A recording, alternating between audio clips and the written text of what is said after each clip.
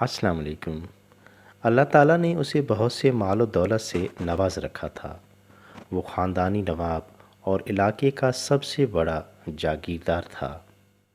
اس نے بڑے ٹھاٹھ باٹھ سے شاہانہ زندگی گزاری اور ہر شوق پورا کیا۔ جب جوانی ڈھلنے لگی اور لاابالی طبیعت میں ٹھہراؤ آیا تو اپنی عاقبت کی فکر ستانے لگی۔ نواب صاحب نے سمجھا کہ اب کوئی اللہ والا مل جائے تو دنیا کے ساتھ آخرت بھی ہاتھ میں آ جائے، اور اسی تلاش میں سرگرداں رہے۔ پوچھتے پوچھاتے ایک اللہ والے کا پتہ چلا اور نواب صاحب ان کی مجلس میں بیٹھنا شروع ہو گئے اور توجہ کے ساتھ ان کی باتیں سننے لگے۔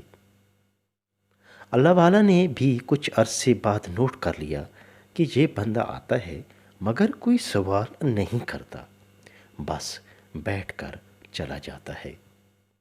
ایک دن بزرگ نے نواب صاحب کو مخاطب کرتے ہوئے پوچھا کہ بابا کیا لینے فقیر کی مجلس میں آتا ہے؟ نواب صاحب باادب کھڑے ہو گئے۔ بابا جی بس اللہ سے ملا دیں۔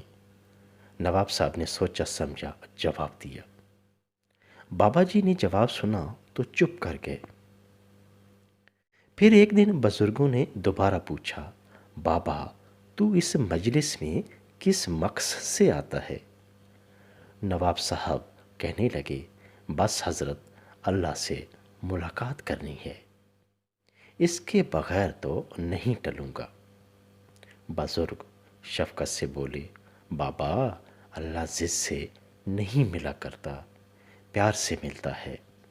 تو خود اس سے پیار کر، اس کی مخلوق کی خدمت کر، وہ تیرے دل کو اپنی معرفت کی تجلی سے منور کر دے گا، تیرے دل کو سکون و اطمینان بخش دے گا۔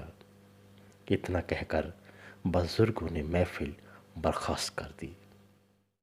مگر نواب بھی ضدی تھا، وہ مسلسل بابا جی کی خدمت میں آتا رہا۔ ایک رات کا واقعہ ہے کہ موسم کے تیور بدل گئے، شدت کا طوفان چلا، جنوری کا مہینہ تھا اور غضب کی سردی تھی کہ تالاب کا پانی بھی برف بن گیا۔ تیز بارش، سخت سردی اور شدید طوفان۔ نواب صاحب آتش دان بھڑکائے گرم بستر میں دب کے آرام فرما رہے تھے کہ مین گیٹ کو کسی نے کھٹکھٹانا شروع کیا۔ اس بدتمیزی پر نواب صاحب بڑے غصے ہوئے۔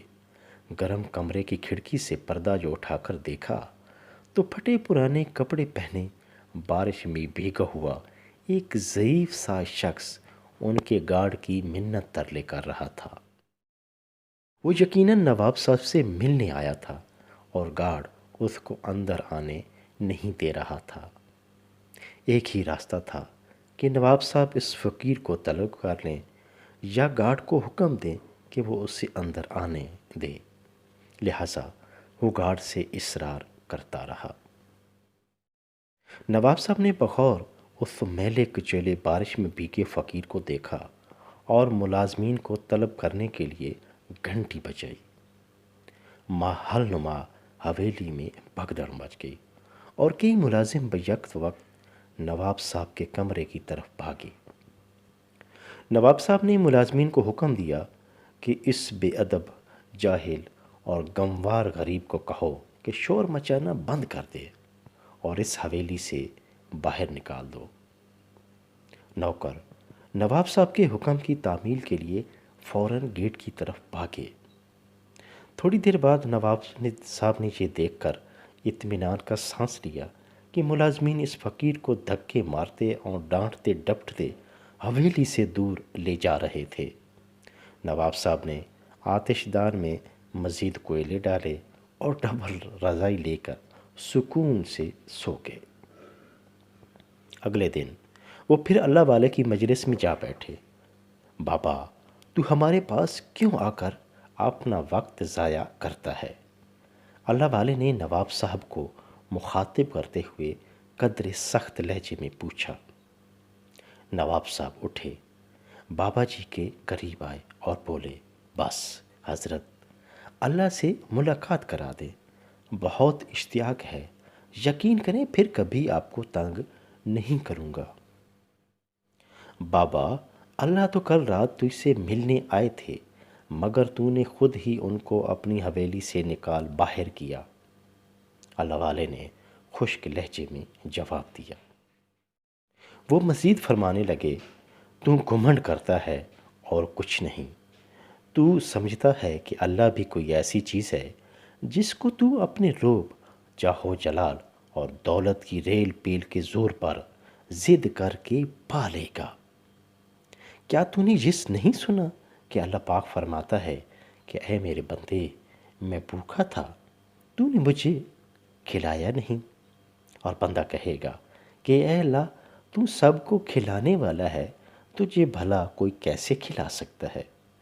تو اللہ کہے گا کہ میرا فلاں بندہ بھوکا تھا اور تیرے علم میں تھا، اگر تو اس کو کھانا کھلاتا تو آج وہ کھانا میرے پاس پاتا۔